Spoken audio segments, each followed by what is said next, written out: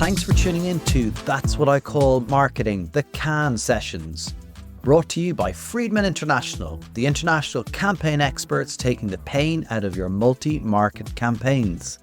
I'm your host, Conor Byrne, and having worked with Friedman International in my previous role as a global marketing leader, I've experienced firsthand their deep level of expertise and attention to detail as the go-to experts for all international campaign needs.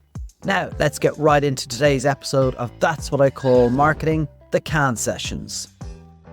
Well, welcome back to day 2 of our Cannes roundup, but really day 1 of the festival kicked off properly today. And myself and Colin have been kind of out there seeing different things. Colin, what did you get to see today? Well, it was a whirlwind of activity. I went to about 4 different events, slumming it on the beach, but also slumming it inside as well. A couple of really very interesting things. So one of the things I did, went along to see what the CMO of Colgate US was talking about. She was talking about how she's completely rearranged her team to cope with all the new channels out there, and how they've actually set the structure up that they only focus on jobs to be done. They don't think about budget, just go and say what are their tasks. At the same time, they announced a partnership with Disney using their the first-party data and working with Omnicom. It's just really incredible. That was among the many releases that we've seen today. Really interesting. I met Jerry D'Angelo today, and that episode's going to come out in a couple of weeks' time. But Jerry talked about jobs to be done as kind of the way to frame what you're trying to do, and it's a very simple thing, but some people don't do it. It's true, but we all don't. I'm a big sinner in this department as well, but when we talk about jobs to be done, it kind of focuses the mind. Yeah. And Unilever are doing this in their kind of overall brand marketing planning, 20 years ago. But what happens is we tend to focus on tasks, we tend to focus on budget, we tend to focus on P&Ls, silos and so on. And in fact, at my presentation tomorrow with Nectar 360, I'm talking about silos as well. Are you? Yeah. Well, while you were off doing that, I stopped off at Brand Innovators this morning just to have a look. And Great. Literally the very first presentation, I'd say about 2 minutes in, and they were talking about AI. And actually, what I'm going to do now is I met with David Tiltman earlier on, and actually David said he wasn't going to go to anything to do with AI and technology. So let's take a listen to my conversation with Dave Tiltman from WARC. David, thanks a million for joining me, and That's What I Call Marketing. Great to see you in person, meet you in person. Yeah, it's a pleasure to be here. Listen, this is not your first Cannes rodeo. It isn't. No, it isn't. There are people I work with who've been to like 29 or something. I'm not quite in that league, but yeah, I've been to a fair few. So you've seen kind of a probably change over the years. Kind of what are the big changes this year?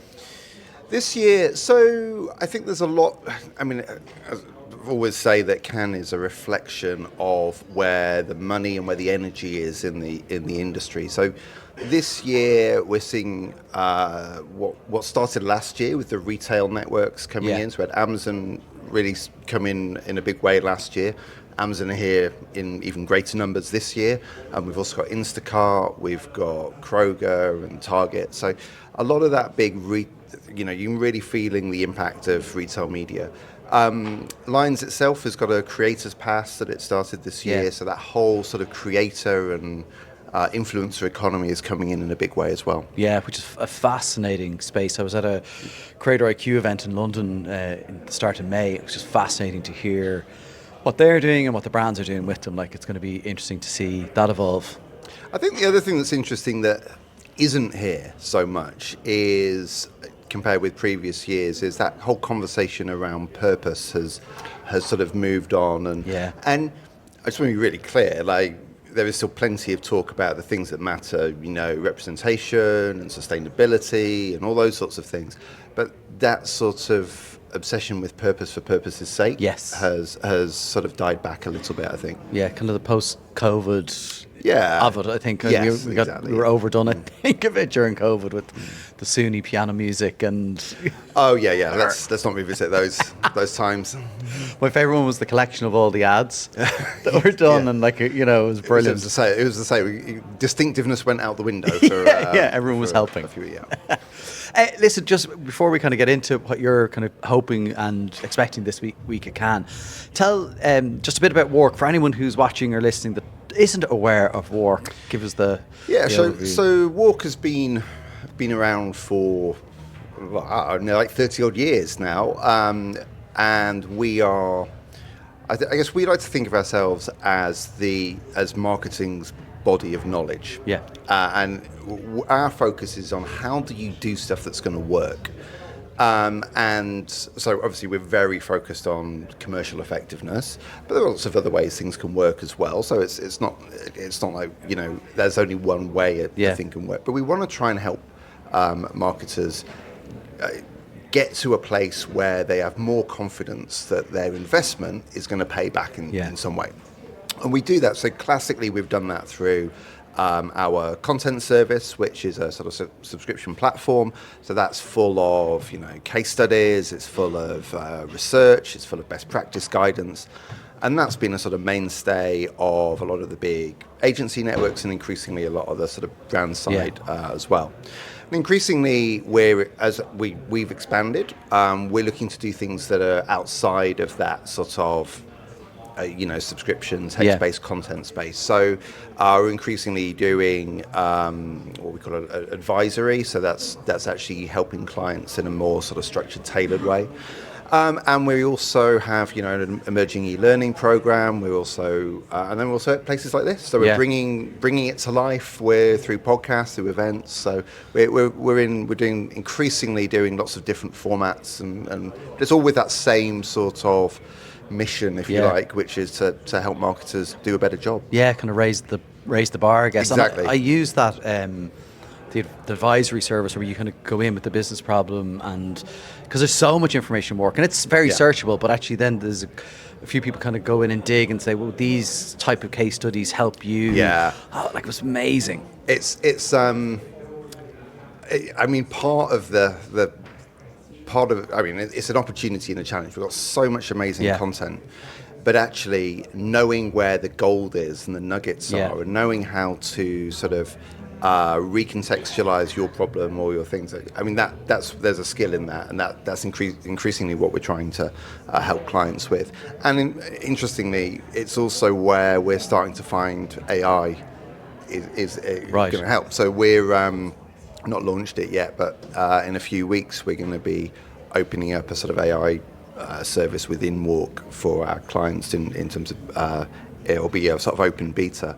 And we see that as being a new way of getting to those bits of information quicker. Amazing. So you the idea is you go in, you kind of might put in your business challenge. Put in your challenge, and it will return not just the content, but it will have summarized that content and told you what the sort of key takeaways are. Amazing. So very excited about that. Yeah. Because there is such a wealth of knowledge in work, and it is, for me, it was, as always, a go-to place of, learning first of all. This is a business where I think we all need to be curious. So just if you're curious about things, you can go in and learn. Yeah. But if you've got a business problem, somebody else has had something somewhat similar. I would worked a lot of kind of international marketing and trying to figure out, how do other companies overcome the challenges of the local, global local thing? And, you'll find something there that helps, but, it's not necessarily give you the answer, but it just helps you, guides you. We have a sort of internal sort of content approach, which we call the 3 E's. And it's basically exactly what you've just said. We call it examples, evidence, and expert guidance. They're the 3 things we try and offer. So if you've got a challenge, somebody's done something like it before. So can you find some examples of it? What is the sort of evidence-based approach that's going to help you, and what are those nuggets of information? And then there's plenty of smart people in our industry. What are they saying? What does their insight and their knowledge how can that be brought to bear on that challenge? And I think we see ourselves as very much a practitioner tool rather than a sort of academic database. We're trying to help people as they're crafting, as they're on the job, as they're building the briefs or the pitches or whatever it might be. Yeah, and evidence, if you're talking to the C-suite, there's just, there's a ton of that. In your role, you speak to an awful lot of people, marketing leaders, practitioners, professionals, researchers, and I'm always curious, I'm listening to you and going, how on earth does he stay on top of all this stuff? Because well, I'm very lucky. I've got an amazing team. So I definitely, I rely on them a lot. But I think, you said earlier that in this sector it pays to be curious, and I think it really does. And I don't know, maybe I'm just curious, but I actually really enjoy, there's always a new thing to figure out. Yeah. There's always a new sort of angle or idea, and whether it's in our media service where we're trying to sort of tell the story of how marketing is evolving, how marketing spend is going to new places, or whether it's through the sort of case study competitions we do, or there's always something new to learn, and I love that. That's my sort of happy place. Dream job. Yeah. Then you're in the right job. Given kind of that, I guess, breadth of people that you get to speak to in your role, what are kind of some of the big challenges that you see marketers facing at the moment? God, it's huge, isn't it? It's so big. So I'm gonna the first one, and I'm going to say this because I think it really has implications for all the other things marketers do. And it's something I'm actually talking about. We're doing quite a lot of work here in Cannes this week. So a year ago, Scott Galloway was on stage here, and he was busy saying that the era of brand is dead. Yes, yeah. And R.I.P. Brand is no longer a sort of real lever of business growth. It's all about supply chain and tech innovation. And now, fundamentally, we disagree, and we disagree for a whole bunch of reasons. And I'm not going to go through all the data and the stats here, but what it really highlights is that there is a fundamental disconnect between the way marketers view brand and the way we talk about brand and these surroundings, and the way the rest of the business views it. And the reason that's so problematic is because brand should be the absolute sort of core value that the marketing function is adding to the business. Right. And clearly, brand is a whole organisation. It's not just advertising. We know all of these things. Yeah. But marketing needs to be the discipline that really understands it and understands how to move it forward. And if we can't agree on whether or not that's a good thing, then that has so many knock-on effects to marketing's role within the organisation, within the broader business community, and clearly there are a million other things like we could talk about media. There's so much change in the media space as well. But for me, that brand issue and being able to articulate what the hell brand is and why it matters in the 21st century economy, that for me is a real fundamental one. Do you think then even within marketing, within any, particularly larger organizations, marketing you'll have a brand team, you'll have a growth marketing team, you'll have, we sometimes don't do ourselves favors by kind of even separating that out. Hugely agree, massively agree.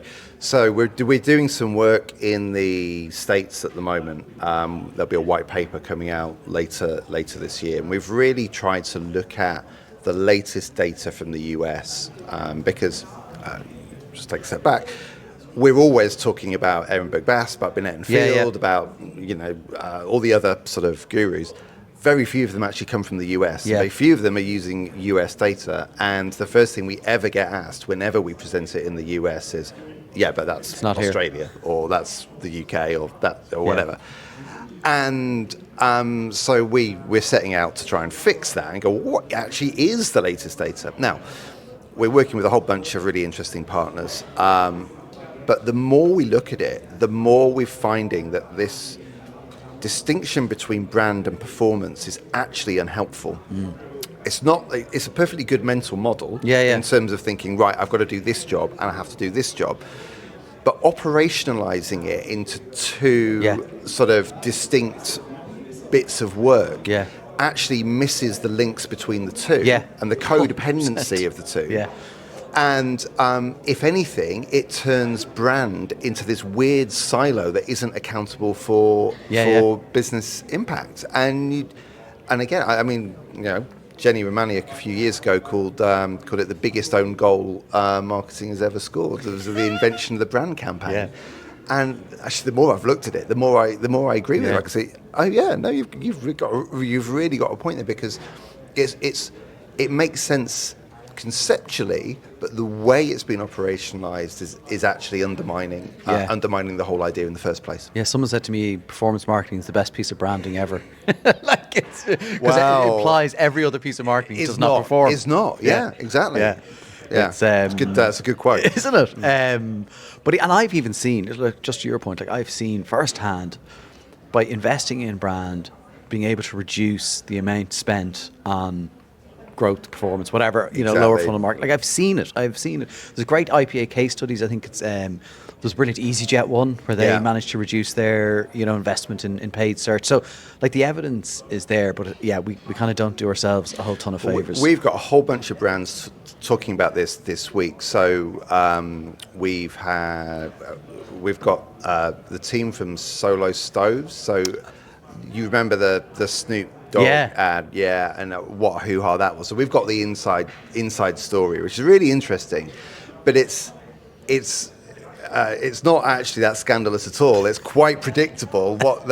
Yes, of course, a campaign of that nature that was trying to massively raise awareness and build out their funnel did not have like a 30-day payback window. I mean, like you'd be sort of bonkers to think it who would. sold it in like that? Yeah. But that's not to say. But then you flip it the other way and say, well, actually, that you don't want to just say, oh, well, it only has to drive awareness. It's got to be doing other things. It's just the thing we keep stumbling over is time frames. It's like time frames of payback. Yeah. And what the team is saying is they go, well, this thing really this really worked. It reduces our cost per acquisition, and it's and they've seen a sort of, as you would expect, a sort of real lag effect as people have sort of come into, I don't know when the stove market is, but when they've come into the stove market, and they're so they've done a complete 180 on it, and it's gone from being this sort of case study in what not to do to actually a real piece of best practice. So that's really interesting. We've also got Instacart and DoorDash both talking about how they use brand, and I personally think it's really important that we hear from those new economy players that live or die on the internet, and what brand means for them and why they invest in it, how they invest in it. Because we've got some great, we've got Guinness, we've got Heinz, we've got the big brand-led companies. Exactly. Yeah. We need to be hearing from these other types of company if we're going to sort of really answer this challenge. Yeah, a great example. I spoke to Lee Barnes from Intrepid Travel. He's a great story about kind of his realization of the role of brand. And I think just while we're on this topic, I think some of like the challenges with B2B marketing and brand are very, very real. A lot of B2B marketing is mind-numbingly boring. Well, have you got anything coming out this week on B2B? We two things actually. So LinkedIn and Bain are presenting a piece of research on what they're calling the fear of messing up. I think it was a slightly different title, FOFU. I think it got slightly censored. What they're saying, and I think it's absolutely sensible, is B2B brand builders have to be thinking about the broader context in which decisions are made, and how there is a sort of a real fear of downside or fear of, so it's the decisions are sort of risk adjusted. And so the more you can work to build confidence in other parts of the business that this is going to be a good investment, the better. So they've got some new data around that. So I think that's really interesting. Generally, we all want to sort of say B2B is the same as B2C, and you're still selling to people, emotion still matters, all of those things. But it is important to recognise the context in which decisions are being made, and that the decision to buy a piece of enterprise software is never going to be the same as the decision to buy milk or ketchup or toothpaste. So that's really interesting. And then the second piece that is on Thursday is again with the B2B Institute at LinkedIn, and we've done a B2B follow-up of a piece of work we did last year, which is called Promise to the Customer. Oh, yeah.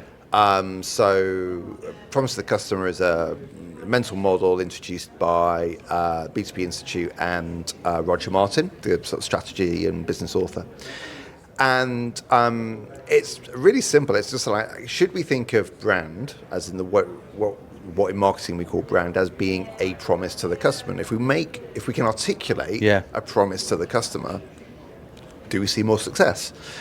And I've got to be honest, when he first came out with it, I thought, oh God, right, because promise sounded a bit too much like purpose. It was here we go again. But changing the just changing the letters around. But actually, we did a big piece of work on it last year. Really looked in our case study database, and the data was really interesting.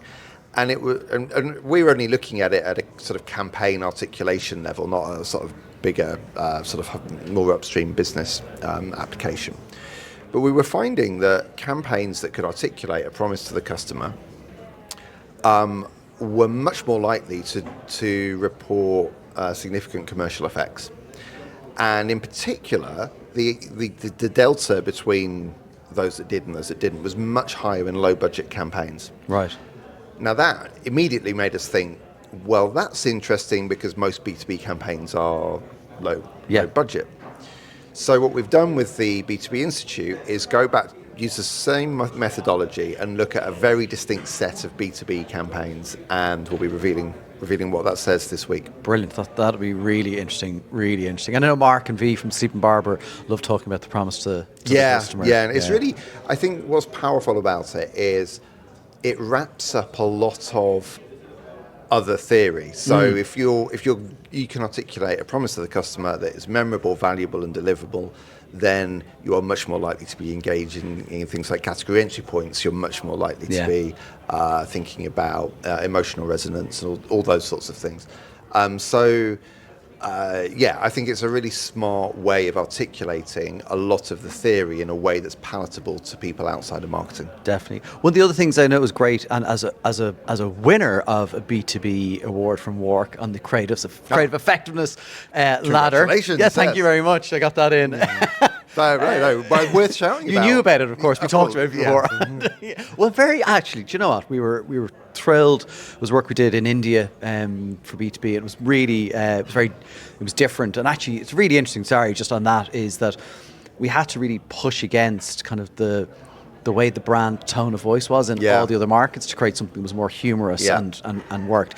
But the creative effectiveness ladder is a wonderful tool in Oh, work. great, yes. Yeah, it's fantastic. But I guess if people, and I know James Hurman has the course and everything, so there's lots of accessibility to it. But just like if people aren't familiar with it, kind of what's the purpose of it? Yeah, so the creative effectiveness ladder was and it's an ongoing effort to answer the question, what is effectiveness? Right. And it sounds like a really stupid question, but it's actually not, because sort of as I was sort of talking about earlier, marketing works in lots of different ways, and there are lots of different ways to have an impact. And clearly you want the impact you have to be the impact you need to have based on your objectives. But understanding the different ways marketing can work and the significance of the different types of impact to the commercial health of the organization is super important. And we, with James, had got a little bit sick of trying to judge like thousands of case studies, some of which report profit and price premium movements, and others like, oh, we got 1 million likes or whatever it was. Right, yeah. And I'm dramatizing. But so how do we actually put this into some sort of framework so people can understand all of these things are effective, but some are more commercially impactful than others? And so the creative effectiveness ladder is a hierarchy of effects. So it goes from 1 to 6. And the closer to the top you are, the more enduring and longer lasting the sort of commercial impact is. And so, yes, it captures at the base level things like, the buzz effects or short-term sales spikes, those sorts of things. And then towards the top, you're getting into movements in brand equity and then longer-term commercial gain. Speaking of like creativity, and I know Mr. Ritson is here for his first time talking Yeah. about creativity, but he probably shares a slightly different view and says it's a very low impact on kind of the overall marketing picture. So I've yet to see his final presentation, so I'm gonna slightly reserve judgment. But look, I think his point of view is actually a point of view that is perfectly reasonable. I know he wants to be like a heretical and contrarian, and that's fine. But I think what he's saying, which makes a lot of sense, is that look, if we're seeing creativity as a driver, one of several drivers of the effectiveness of your marketing communications. Now, we know plenty of studies that show it's roughly like half the impact, or it's the most significant impact that a marketer can control. He might have a slightly different take, but I'll wait and see the presentation. But if we think about that as being a driver of effectiveness in marketing communications, well, actually, there's a lot more within marketing than marketing communications. There should be another 3 Ps. So what he's trying to do is say, let's not focus on creativity at the expense of the strategic role of marketing within a business, and marketing is a business discipline, not a sort of colouring in exercise. So it's a I think we can all get behind that. Obviously, he's trying to frame it in a certain way. I think we would also argue there's a role for creativity in the other bits of the other 3 Ps. So it's whether you see creativity as being just basically a form of advertising, or everything else. So we might have a slightly different view, but I think his overall message, which is marketing should be rooted in the business and where the business needs to go, and then everything else should flow from that. I think we should all. I was going to say it's hard not to get behind that, exactly. Because that is, I think that's the problem when we fall back into, look, advertising, great fun, right? Let's not deny that, but it has to be part of the bigger picture, and being more impactful as marketers is how we can have the better conversations with CFOs and CEOs, and that's always like we always get that. Oh, the CEO and the CFO, like I don't think.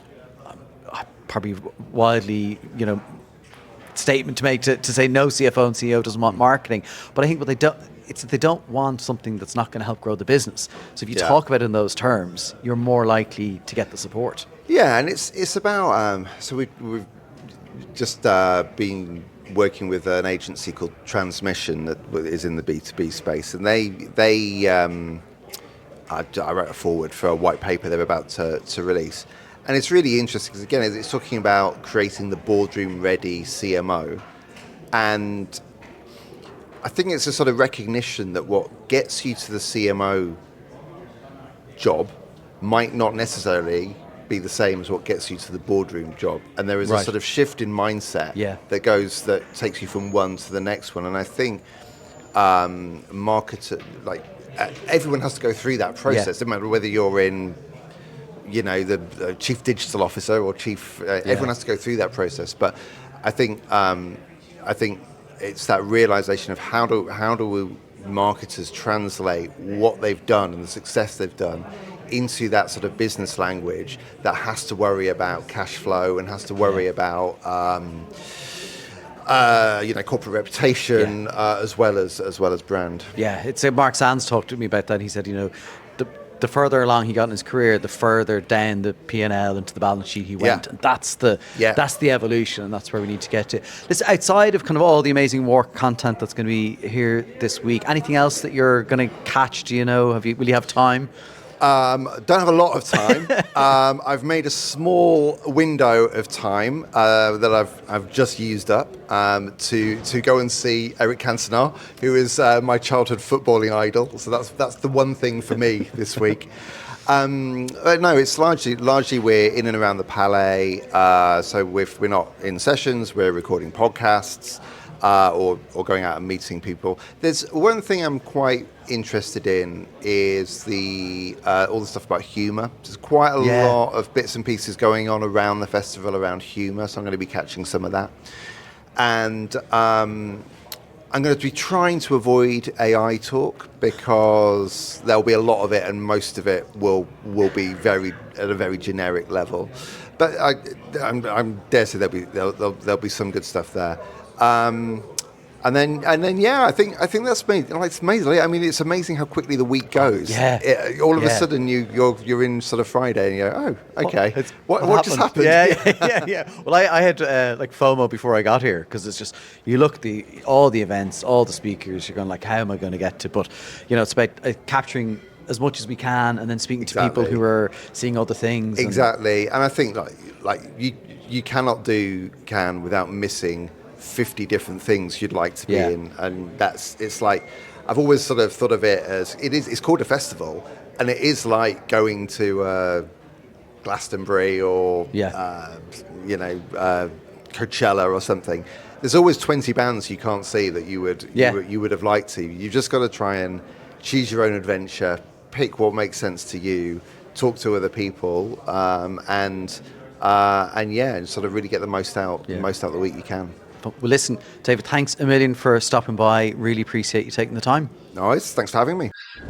Well, very interesting insights there from David, and lots happening at WARC. And look, as you could tell from that interview, I'm a huge fan of WARC, the content that they have. And look, we even have access to WARC. They have the WARC podcast. So what else did you get to see today? Well, the one big thing, and I put it up on LinkedIn earlier on, the one big thing that's super noticeable, and we touched on it last night in our first sort of initial review, is all the retail media networks in the US, the big retailers. Now, if you're looking in, say, from the UK, you're looking from Ireland or Australia, it would be quite weird for you to see Tesco have a big stand at a trade show, or to see, say, in Ireland, the Dunnes Stores have a big trade show. Well, right behind us, within 300 metres of where we're standing right now, the major US retailers have huge stands. So Albertsons are just that way. Roundel, we are Target's media agency.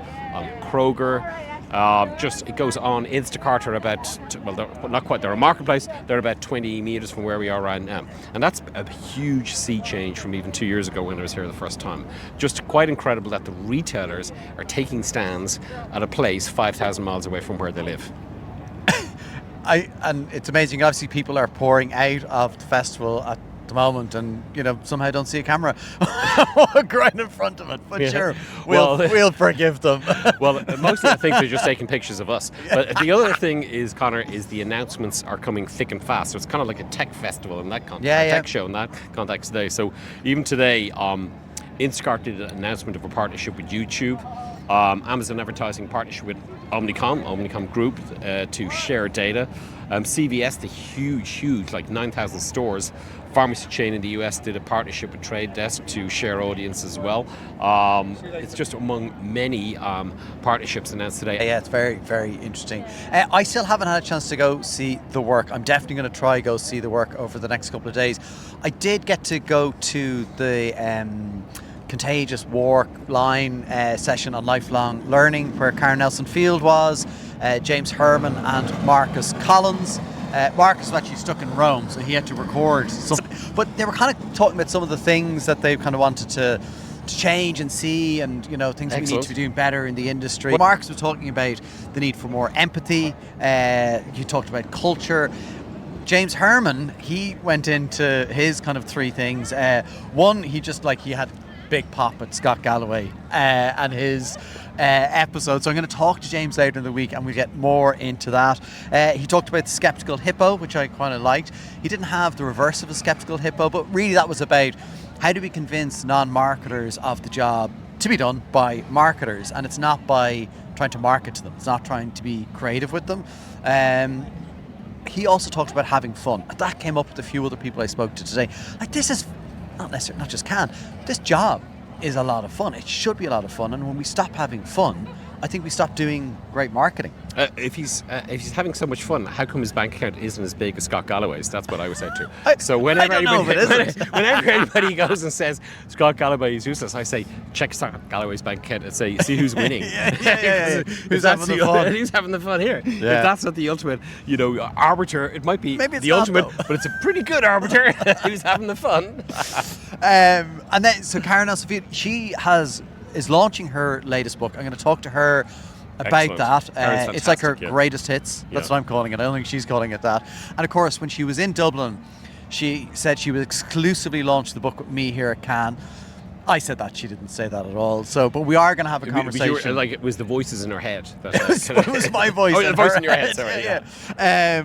But one thing Karen said that was interesting is that we've transitioned to machine potentially too fast, and the need for the human to be involved. So it was kind of an interesting perspective because, look, her tools definitely use technology, but she's saying, let's not forget the role of human in everything that we do. So really interesting session, and obviously they were talking about kind of lifelong learning and things that they've learned along the way. So it was great to see those people and their insights. Have some amazing meetings tomorrow. As I say, Karen Nelson-Field. I'm going to meet with John Lombardo, who people will know from the B2B Institute, but he's gone out and himself and Pete have created a new product, Excellent. Evidenza. And they try to find as many things that can rhyme with Evidenza as possible. But after that, then I'm going to head back to RTL Ad Alliance Beach. There's some great sessions tomorrow, so really looking forward to that. How about you? Tomorrow I'm doing a keynote at the Sainsbury's Nectar 360. I'm going to miss that. Which I've paid you to stay away from. And I'm introducing some of my new stuff into that, so that's going to be quite fun. Also going to meet with the big boss of the largest retailer in Australia called 360. Also, I'm meeting with Glanbia tomorrow, and their head out of the US, who runs all their online business as well. So it's going to be a very interesting day, to say the least. And I have to prep for my presentation on Wednesday, which apparently now it's confirmed that I'm competing directly with some guy called Elon Musk. Never heard of him. Yeah, I don't know. Never heard of him. Doesn't like advertising. He doesn't like advertising, and it doesn't sound like a winner to me. He's never going to create anything. Never. Elon, come talk to us. That's going to be a great day. Of course, then there is the IAPI lunch tomorrow, so all the Irish delegates are going to be getting together and kind of celebrating all things great about Irish advertising, creativity, marketing. So really looking forward to catching up with a load of people. I actually haven't seen that many Irish people around. Well, I've mostly been locked away in the press centre, so maybe that's why. Look, in other news as well, obviously this is a festival of creativity, and we mentioned there was over 20,000 entries to the festival. As we are recording here live, and right now the awards are being announced, and some great news for Irish creativity that the THINKHOUSE and Publicis have won with their campaign with Heineken Pub Museum.